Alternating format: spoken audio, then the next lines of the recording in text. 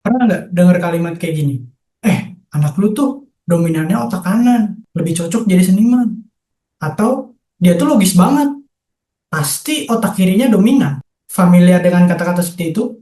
Kalimat-kalimat kayak gini tuh sering banget muncul. Entah di tongkrongan, seminar, atau bahkan di sekolah lu dulu. Kita tuh tumbuh dengan keyakinan kalau otak kanan tuh identik sama kreativitas. Dan otak kiri itu buat hal yang analitik. Tapi lu pernah mikir gak? Sebenarnya ini tuh adalah kebenaran atau cuma mitos?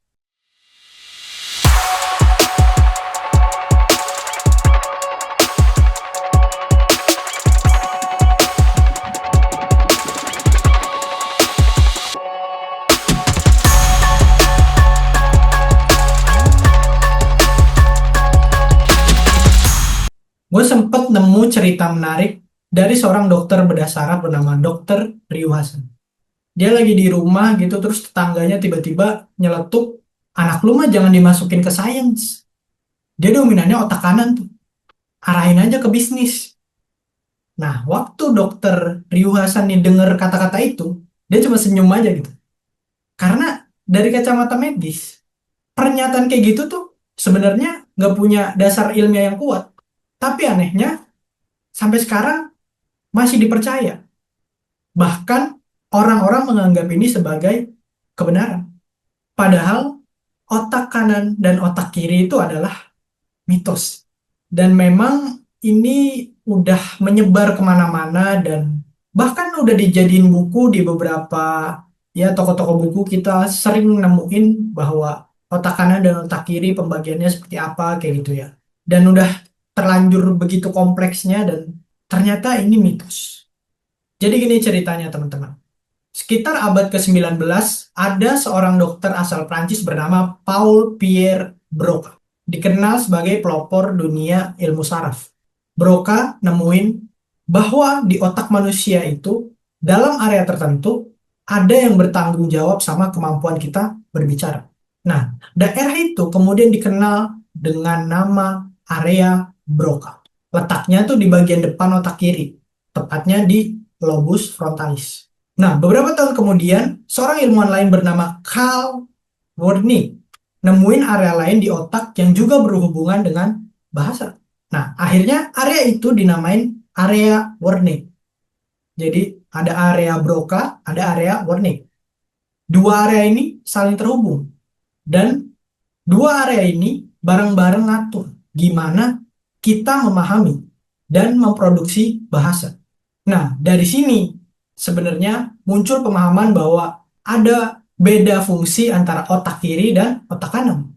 Tapi Broca dan Wernicke, dua ilmuwan yang mendasari teori tersebut, nggak pernah bilang bahwa orang yang berpikir logis itu pakai otak kiri dan orang yang kreatif itu pakai otak kanan. Ternyata itu adalah interpretasi yang keliru, tentu. Tapi sayangnya ini sudah terlanjur dipercaya oleh masyarakat luas, yang akhirnya terdengar seperti fakta. Sekarang coba bayangin, kalau manusia beneran cuma pakai satu bagian otak aja, misalkan otak kanan buat seniman, dan otak kiri buat seorang ilmuwan atau saintis, hidup kita tuh bakal aneh banget. Karena faktanya, otak itu nggak pernah kerja sendirian. Setiap bagian di otak tuh saling nyambung, saling komunikasi, saling support, dan ngebentuk pemahaman yang utuh. Contohnya nih, seorang ilmuwan itu kan nggak cuma ngitung angka doang. Dia juga harus bisa ngelihat pola, ngebayangin struktur, bikin hipotesis, bahkan berimajinasi soal hasil risetnya. Nah, berarti ini kan adalah gabungan dari semua bagian otak kita. Entah itu kanan atau kiri. Kalau tadi dibilangnya kanan itu untuk yang kreatif dan kiri untuk yang berpikir logis dan lain-lain, ini adalah dua hal dan dua aktivitas yang membutuhkan keduanya. Artinya nggak mungkin dong seorang saintis dengan kemampuan yang dia butuhkan, ngitung angka dan lain-lain, pakai otak kanan doang atau pakai otak kiri doang. Nah, sama juga dengan seniman.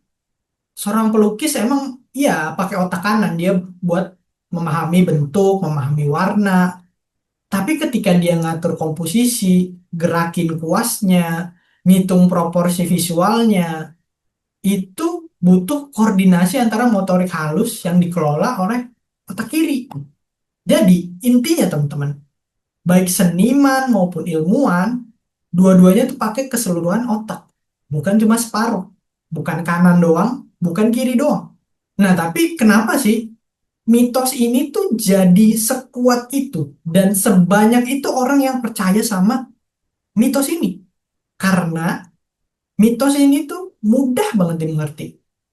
Jadi otak kanan itu untuk yang kreatif, otak kiri untuk yang logis. Selesai. Padahal kenyataannya nggak sesimpel itu. Sangat kompleks. Jadi manusia tuh suka banget simplifikasi ya. Atau memudahkan yang ribet, meribetkan yang mudah gitu. Padahal kenyataannya tuh jauh lebih kompleks teman-teman.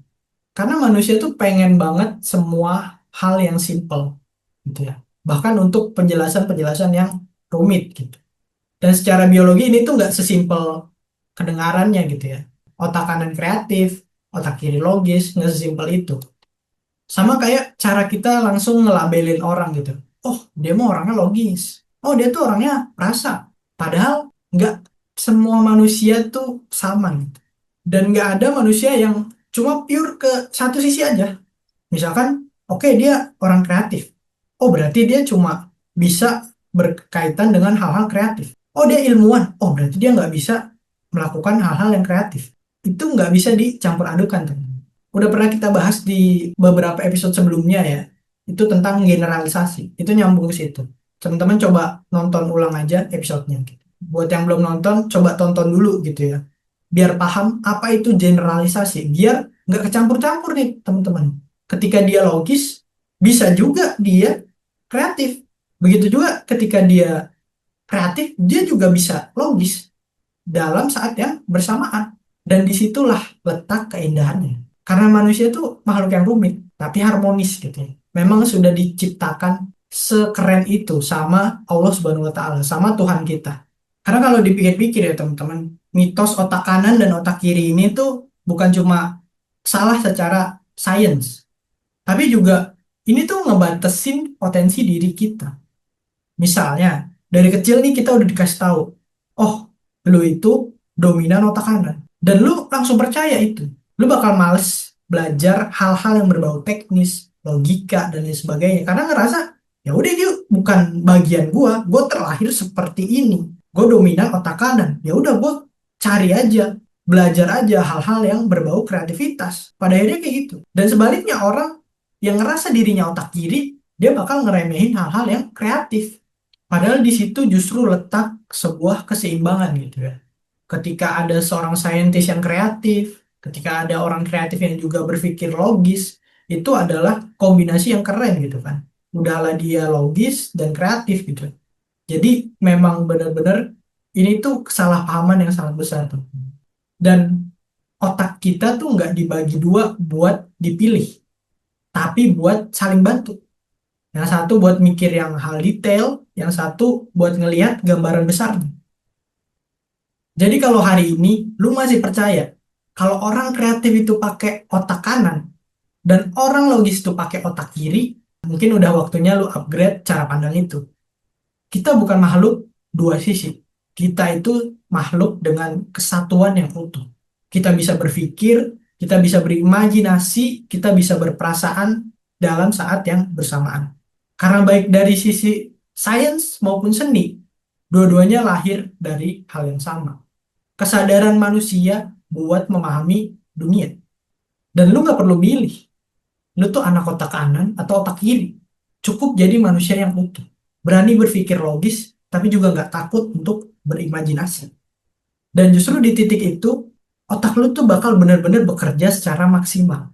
Thank you udah dengerin episode kali ini. Semoga setelah ini, lu nggak lagi ngotak-ngatik diri lu dari cuma sisi otak. Tapi mulai lihat diri lu sebagai sistem utuh yang terus berkembang. Buat lu yang lagi bertumbuh, mari bertumbuh bersama di Kreatif Bertumbuh Podcast.